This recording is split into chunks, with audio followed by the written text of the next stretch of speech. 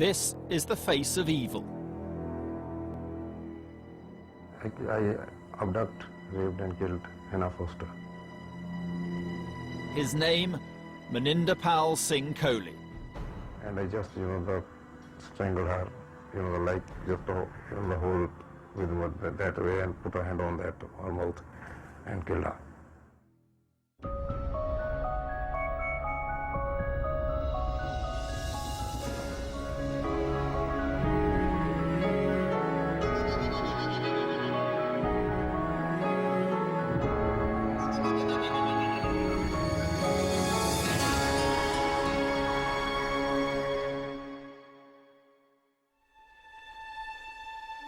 This is the story of a manhunt that took more than 5 years, spanned thousands of miles, and involved finding one person hidden in a nation of over 1 billion. Hilary and Trevor Foster, together with Hampshire police, took this unwanted journey on behalf of their murdered daughter, Hannah.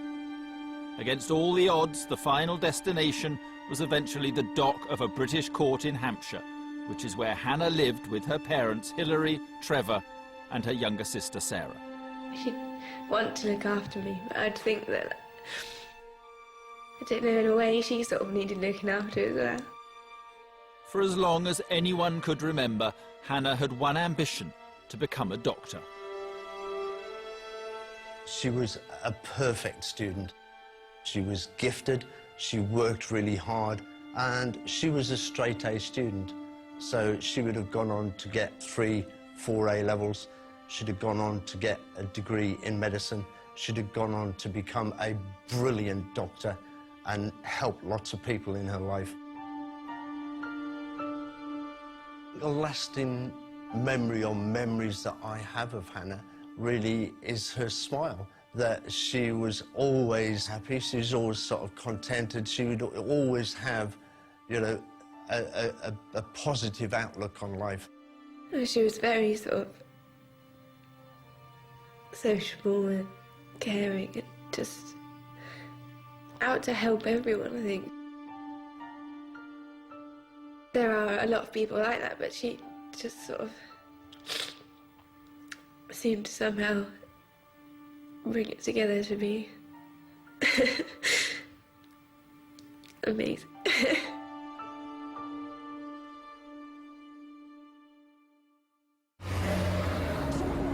Hannah's kind nature and desire to put others first had terrible consequences for her on Friday the 14th of March 2003, when she met her friend Helen in the Beavos Valley area of Southampton.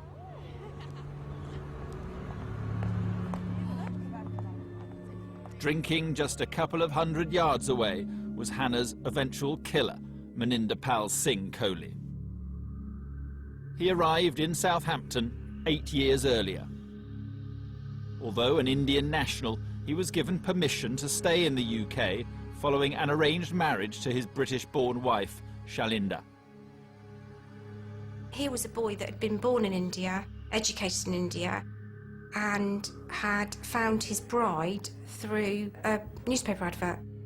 And that was his escape from his life in the Punjab to a better life, he thought, in this country. He was, first of all, on the face of it, a family man. He was married with 2 children.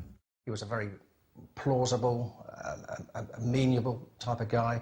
He got on well with people, but there was another side to him. He drank heavily, he gambled heavily, he had a reliance on prostitutes, he had very much a double life that his wife was unaware of. On the night Hannah went missing, Kohli was with his wife in the early part of the evening, and then at some point he went out and he went to local pubs in the area. One of those pubs was the Mitre pub. Just before closing time, Kohli left. At the same time, and just 100 yards away, Hannah and her friend also left their bar. They'd gone to a couple of bars, decided there wasn't much going on, hadn't bumped into their friends that they wanted to, decided to walk together all the way up Portswood High Street, literally just a few hundred yards from Hannah's house. This is CCTV footage of Hannah walking Helen to the bus stop on Portswood Broadway. Hannah stayed with her at the bus stop, and when the bus arrived, Hannah turned to walk towards her home. After Hannah had seen her friends safely onto the bus, Coley spotted her. In Highfield Lane, Southampton, just turning into the junction with Shaftesbury Avenue, Hannah turns and waves to Helen as the bus drives past, and that's the last time Helen sees Hannah. But unbeknown to Hannah, Coley was now lying in wait. You know, he's parked that van knowing that, you know, she may well be coming that way. Hannah is a very, very slight girl, very, very petite. She'd have been like a lamb to a slaughter. This was a 16-stone man, a very big, swarthy man with only one thing on his mind. You know, Hannah wouldn't have had a chance against him.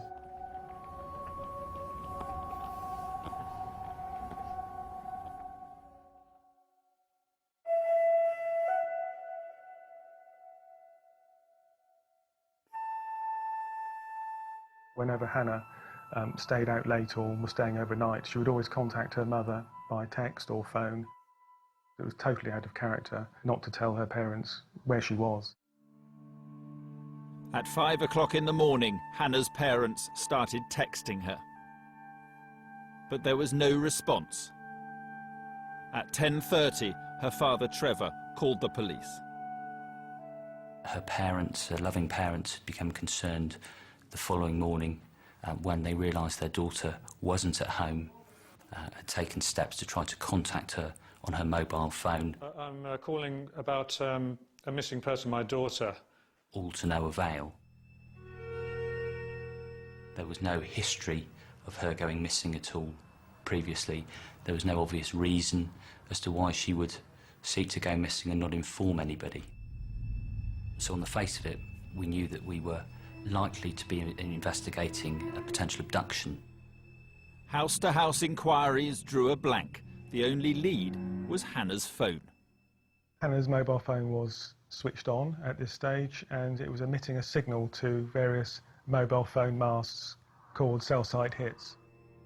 Every time a mobile phone makes or receives a text or a call, it transmits a signal to a receiver on a phone mast. This registers an approximate location for the phone. Using the data provided, we were able to map the location of Hannah's mobile phone each time it was called or received a text message. It was clear that from the data, the phone was in a vehicle that was travelling between Southampton and Portsmouth on the morning of Saturday the 15th. But we didn't know if Hannah was with the phone. Then, two final pieces of information finally confirmed what the police had always feared. Hannah's phone had stopped moving and was somewhere in Portsmouth. And at 11 p.m. on the night she disappeared, Hannah had dialed 999. But why hadn't the police responded? The police investigation into the disappearance of Southampton teenager Hannah Foster was about to become a murder inquiry. Hannah had now been missing for 28 hours, and mobile phone data revealed she had somehow managed to make a desperate 999 call minutes after this man, Maninder Pal Singh Coley, had abducted her. The 999 call was absolutely critical. First of all, it certainly set this case apart from most others. There was a genuine, tangible reason to believe that something had befallen Hannah. But why hadn't the emergency services responded? The answer was terrifyingly simple. The 999 operator, if she doesn't hear anything from the caller, will transfer that call to an automated system. And if after a further period of time there's no response made by the caller, then that phone call is terminated. And that's what happened in this instance. Because Hannah was unable to speak, the call was disconnected. Hannah, being in that terrible situation where she's been kept against her will, she's been either being restrained or she's been hurt in some way, she still has the forethought to actually try and raise the alarm. And that, to me, is bravery beyond measure. Once we played the tape through, and it was only about 58 seconds long, it's less than a minute, it was clear that we had a serious problem and that she'd been abducted. From the sound of the recording, it did appear as though Hannah was certainly in a vehicle, and perhaps a larger vehicle, a van-type vehicle. It was clear that we were dealing with a male who didn't have English as his first language, and it would appear the most likely ethnicity of the person would have been Asian. The Asian male was clearly in control of the situation, even in the short span of conversation that we heard, and was directing her, for instance, to put her head down out the way in order to, obviously, that she couldn't be seen. The thing that struck you most was the fear in her voice, which sort of sent a cold chill down your spine, and that's when I think you knew, well, there's a good chance we're not going to get her back alive. There was only one thing on his mind that evening. She knew she was in a serious, serious predicament. She knew she was in danger. Those last hours must have been absolutely terrifying for her. Police were still clinging to the hope that somehow, and against all the odds, Hannah might just be found alive. Later that afternoon, that hope was gone. I recall being in the incident room myself when news is starting to filter through that a body had been located on the outskirts of Southampton. And certainly I vividly remember the incident room, a hush falling over it, and radios being turned up to listen to what was being reported back by those officers that were at the scene. And it soon became apparent that it was the body of a young lady who matched the general description of Hannah.